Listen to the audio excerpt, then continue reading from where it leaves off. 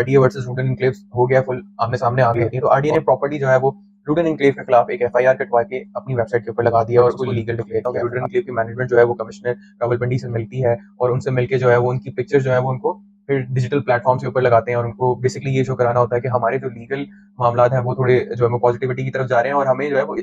इदारों की भी सपोर्ट है। लेकिन अनफॉर्चुनेटली होता है कि 15 तारीख को मैसेज आता है और उसमें ये चीज आती है कि भाई इनकन्वीनियंस हो गई है आपको और जो है वो सोसाइटी जो है वो बारिश की वजह से पोस्टपोन कर। बिस्मिल्लाहिर्रहमानिर्रहीम, अस्सलाम वालेकुम नाज़रीन, उम्मीद करता हूँ आप सब लोग खैरियत से होंगे। मेरा नाम एतजाज़ फैसल है और ब्रॉडवे स्टेट मार्केटिंग के प्लेटफॉर्म के ऊपर आपको खुशामदीद कहूँगा। नाज़रीन, आज की ये जो वीडियो है रूडन एनक्लेव के हवाले से होने वाली है और रूडन एनक्लेव के अंदर क्या हुआ है, क्या मिस हैपनिंग हुई है। लास्ट जो है 16 तारीख को जो बैलेट होना था एग्जेक्टिव ब्लॉक का, उसके अंदर क्या चीज़ें आई हैं, क्या बारिश उसकी मेन रीज़न बनी है, तो मैं आपको इस वीडियो के अंदर बताऊँगा। वीडियो कोशिश करिएगा कि आप एंड तक देखें और अपनी राय का जो भी इजहार राय है आपकी वो कमेंट सेक्शन में आप कर सकते हैं, हमसे रब्ता भी कर सकते हैं।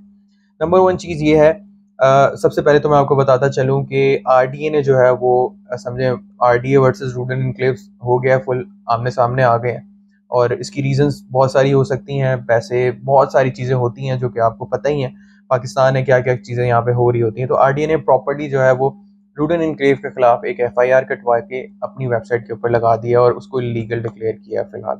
ठीक है, लास्ट थोड़े टाइम पहले देखा था कि इलीगल से निकल के ये इन प्रोसेस आ गया था इसका एनओसी, फिर उसके बाद वापस इलीगल में आ गया था। तो ये चीज़ें बेसिकली डिसाइड कर रही होती हैं कि सोसाइटी किस जाने में। ठीक है, अब जब ये क्रैकडाउन हुआ उससे पहले क्या एक मिसहैपनिंग हुई है। सबसे पहला जो रूडन एनक्लेव का जो एक मिस कैलकुलेटेड उन्होंने स्टेप लिया वो मैं आपको बताता हूँ कि रूडन एनक्लेव की मैनेजमेंट जो है वो कमिश्नर रावलपिंडी से मिलती है और उनसे मिलके जो है वो उनकी पिक्चर जो है वो उनको फिर डिजिटल प्लेटफॉर्म्स के ऊपर लगाते हैं और उनको बेसिकली ये शो कराना होता है कि हमारे जो लीगल मामला हैं वो थोड़े जो है वो पॉजिटिविटी की तरफ जा रहे हैं और हमें जो है वो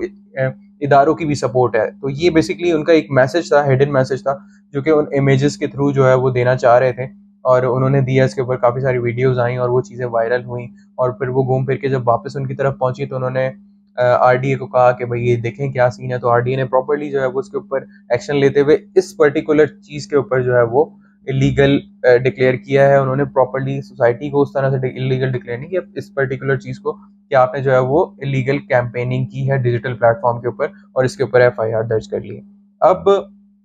16 तारीख को इवेंट था और 15 तारीख की रात तक काफ़ी सारे इन्विटेशंस हमने भी अपने जो है वो इन्वेस्टर्स को दिए हुए थे और उनको कहा हुआ था कि आपने भी आना है और हमारे भी जो है वो पूरी उम्मीद है कि हम भी जाएंगे। और जाहिर सी बात है, एक अच्छी चीज़ है, पॉजिटिव चीज़ है, साइट के ऊपर एक इवेंट हो रहा है तो वो डेफिनेटली उसको हाईलाइट भी उस तरीके से करने का प्लान था। लेकिन अनफॉर्चुनेटली होता है कि 15 तारीख को मैसेज आता है और उसमें ये चीज़ आती है कि भाई इनकन्वीनियंस हो गई है आपको और जो है वो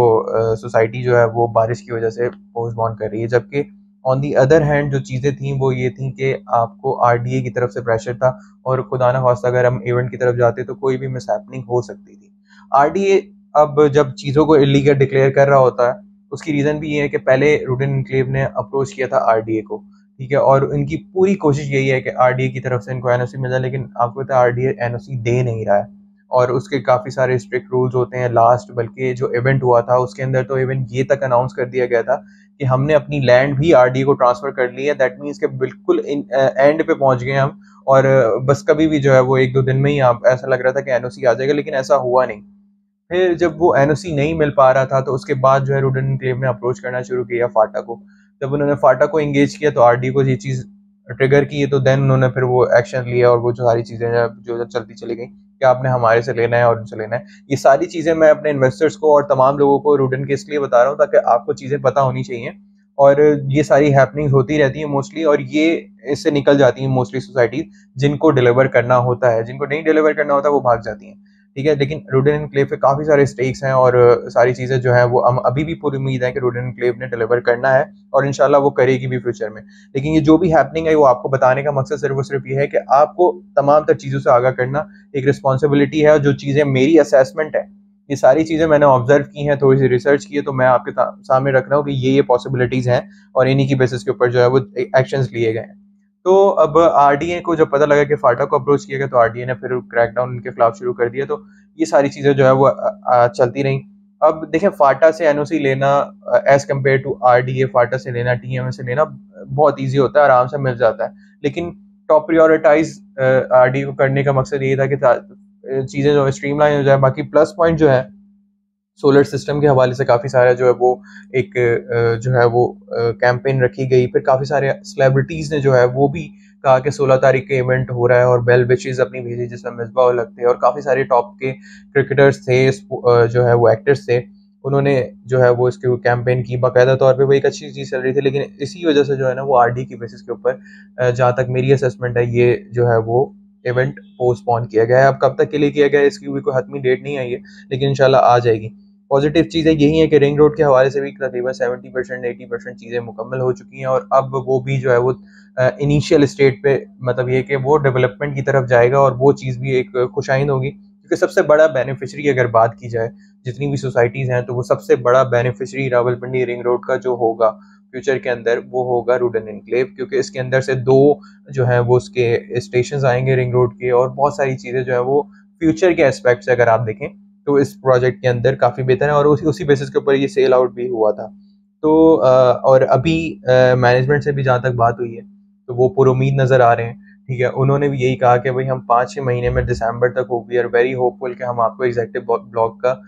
हिस्सा दे दें, प्रायोरिटी कस्टमर्स को जो है वो उनकी लैंड्स दे दें, और उससे प्लस माइनस बहुत हुआ तो 10-15 दिन ऊपर नीचे हो जाएंगे, लेकिन हमारी कोशिश है कि हम इसी साल जो है वो डिलीवर की तरफ जाएं। और आरडीए के हवाले से अगर जो सजेशन है कि अगर आपने किसी भी चीज़ को इलीगल करना है और आप चाहते हैं कि उसकी मार्केटिंग ना हो, तो सबसे पहले तो आपको सोसाइटी के अंदर जो चीज़ें डेवलप हो चुकी हैं, क्योंकि आप देखेंगे काफ़ी ज़्यादा पैच जो है वो डेवलप हो गया है, वो ऐसे तो नहीं हो गया, उसके पीछे कुछ रीजंस होंगी तभी वो इतना जो है वो डेवलप हुआ है। कि कोई और सोसाइटीज़ की भी XYZ की भी अगर आप एग्जांपल लेंगे तो वो भी ऐसे नहीं खड़ी हो जाती, ऐसे इतने सारे जो है वो पैसे नहीं लग जाते,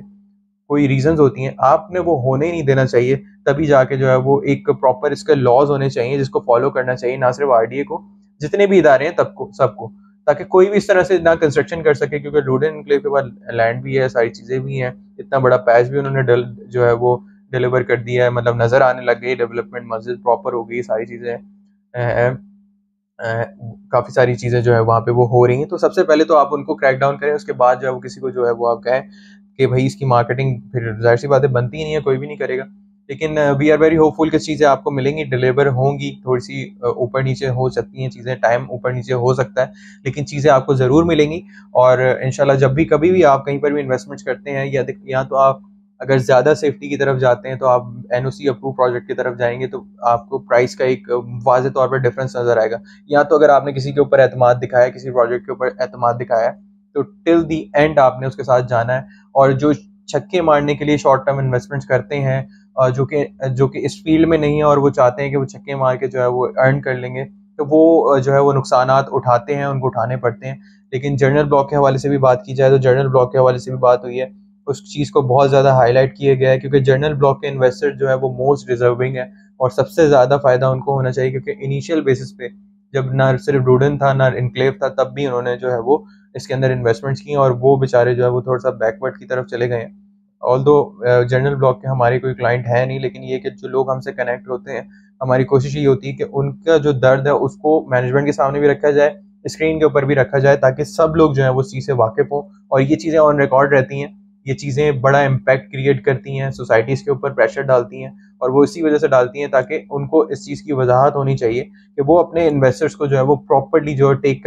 केयर करें उनकी इन्वेस्टमेंट्स को भी, और उनको आगाही फराहम करें कि क्या चीज़ें हैं वो जो ऑन ग्राउंड चल रही हैं। तो उम्मीद है कि ये वीडियो आपके लिए इंफॉर्मेटिव होगी, इसके अंदर जितनी भी डिटेल्स आपके सामने रखी गई हैं वो आपके लिए कारआमद साबित होंगी। अपना बहुत सारा ख्याल रखिएगा। नेक्स्ट वीडियो तक के लिए मुझे इजाज़त दीजिए। अल्लाह हाफ़िज़।